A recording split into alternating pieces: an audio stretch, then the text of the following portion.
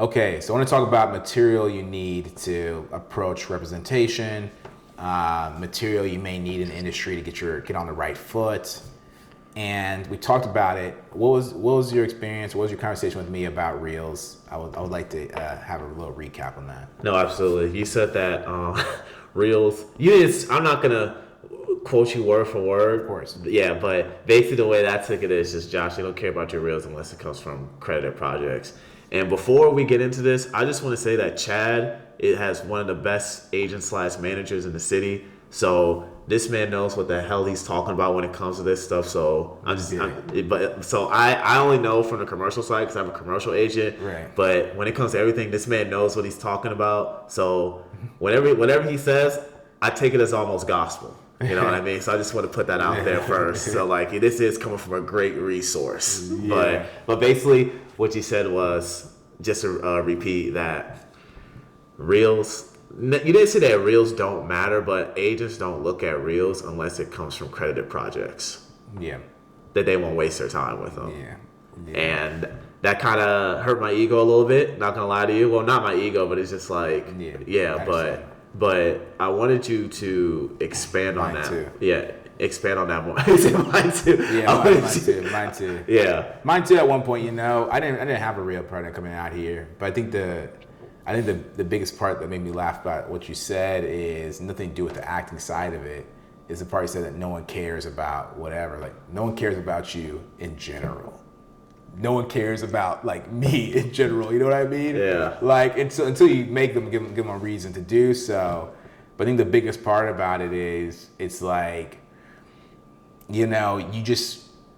The biggest part about that is, especially with the reels and things like that, people don't realize what the purpose of reels are, what the purpose of a headshot is, what the purpose of all this stuff is for. They think it's to show them, hey, I'm this talented. Hey, I do this. Hey, I do that.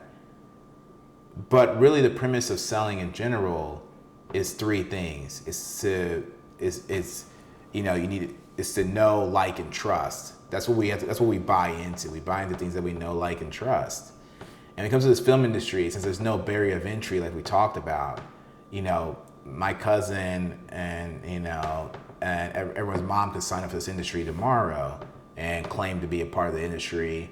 And in the midst of that, you're gonna get some people who are maybe not as responsible, maybe don't have their emotions as much in check, whatever the case may be. You might get some crazy people involved with that. The studio's biggest thing about it is when the studios see names they recognize is they say, okay, you've been around their stars. We can trust you not to come on our set and like disrupt everything. Mess up everything. That's all. It all comes down to trust. And that's the funniest part about it that I don't think a lot of people quite understand when they get into it is like, because it is hard. This industry has a lot of cumulative advantages. The more work you do, I've seen it from friends, the more work you do, the more work comes from that. And a lot of it has to do with that person trusted you, so it's easy for me to trust you. And so we come straight into this industry and it's nice to see they trust you a little bit more because you have a reel. It shows that you do take acting seriously. But have you been around their star talent? Have you been on these sets that are $3 million an episode or more? And the reason why that matters to them so much is they don't want you to come in their spot and just be bananas. Like, and that's so, I don't know why I find that funny, but it's like. Well, it's the business side. It's the business side. It has nothing to do with like the acting, it's just the sake of. It's the business side. People do business with who they know, trust, and like. Exactly. And that's what basically, I don't mean to cut you off. I think it's a great example. Guys, you know who Jerry Jones is. The guy who sold Jerry Jones to Cowboys back in the 90s, Jerry Jones was not the highest bidder. It was another guy who was the highest bidder. But the thing was, the guy who was selling the Cowboys did not like the other guy at all. Even though he was offering more money, more resources, more time in order to buy the Cowboys, he says, no, I'm going to sell it cheaper. I'm going to sell it cheaper because I like, know, and trust Jerry Jones. That's the business side. So going back to what you were saying, I feel like I'm interviewing you.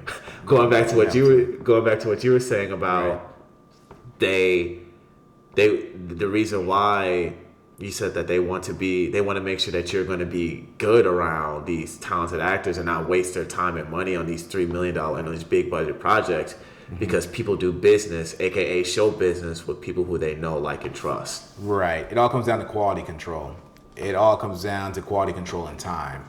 And so they don't have time to really look into people's reels. I remember at one point they told me when I first got here, it was other people around me who were telling me, oh, your reel should be Like 2 minutes. two and a half minutes. Then I heard someone say it needs to be 2 minutes. I heard someone say it needs to be 90 seconds. A minute. Someone said a minute to me, bro. No reel at all. It's like it keeps decreasing. The reason why is because A, no one has time, and B, everyone needs quality, and people want quality control. And so with that, they go to the path of least resistance. They're like, okay, this guy's been on this major budget project and he hasn't killed anybody yet. Bring him on. That's why I'm laughing so much, because like, this guy hasn't killed anyone yet on this major production. Bring him in. We need him. You know.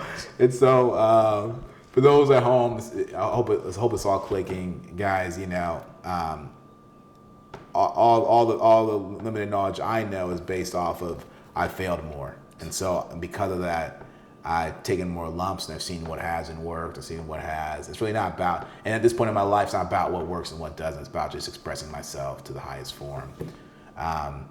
Though with all that being said, there's one congruency amongst all business globally, and we buy from people we know, like, and trust.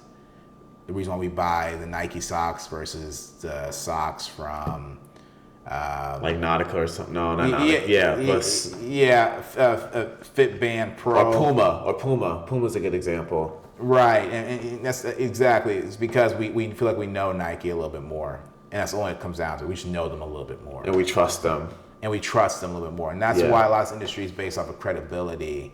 I think people get that backwards, and this is the next podcast topic, so I'm glad we're getting on it. But credibility is a double-edged sword. Credibility only comes from actually doing real work.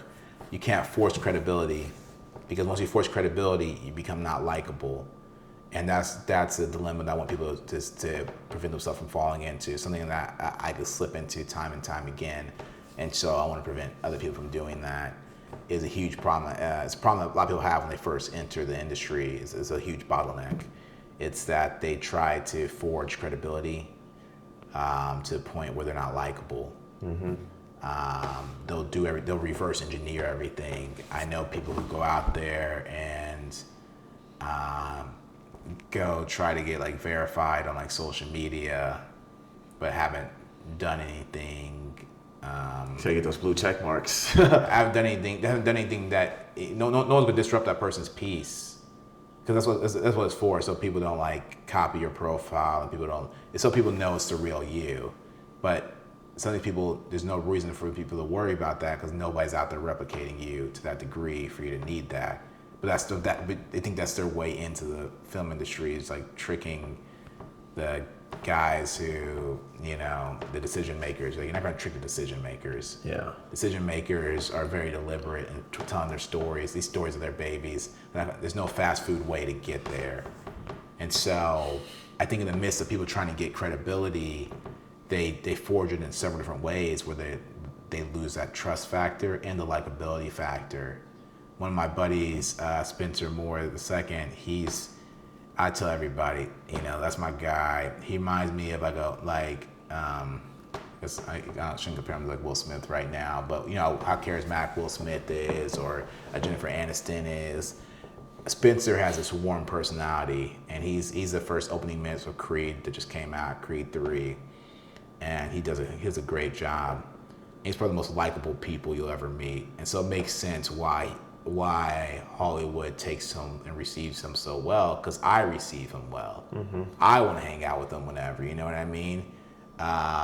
There's not a sense of like competition, not a sense of like there's no other agendas than you have just to share information and talk about whatever's in front of you. And that likability has dragged him through Hollywood to a point of he probably never has to work again if he stopped right now, because he has so many different series simultaneously. He has a catalog.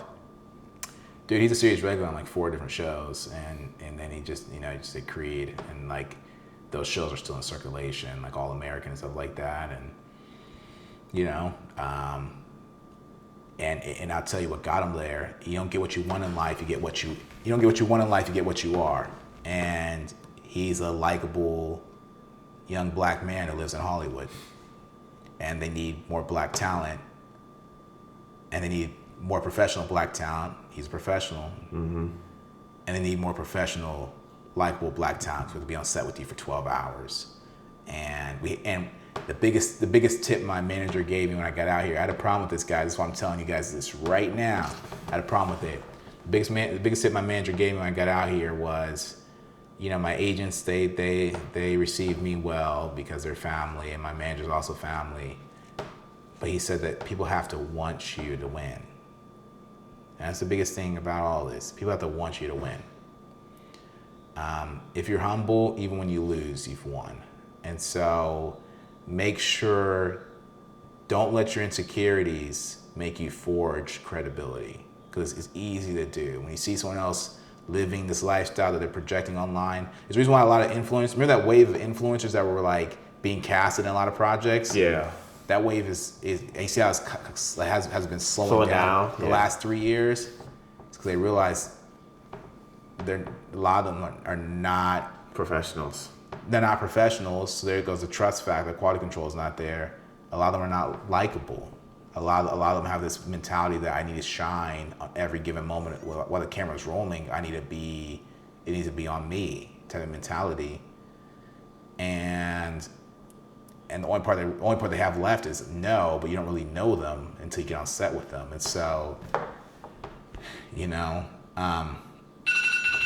if you had to have any of the three qualities and only one of them, I'd give it the likability. Yep. I'd give it the likability. So guys, don't forge success. Still be professional. Still put your best foot forward. It's a thin line. Put your best foot forward. But put your best foot forward. But don't forge credibility. Don't bring this narrative as if you already made it. Because if you already made it, what do you need my help for? Exactly. And that's what they're thinking, not me. I can't help you. This is Black Hollywood.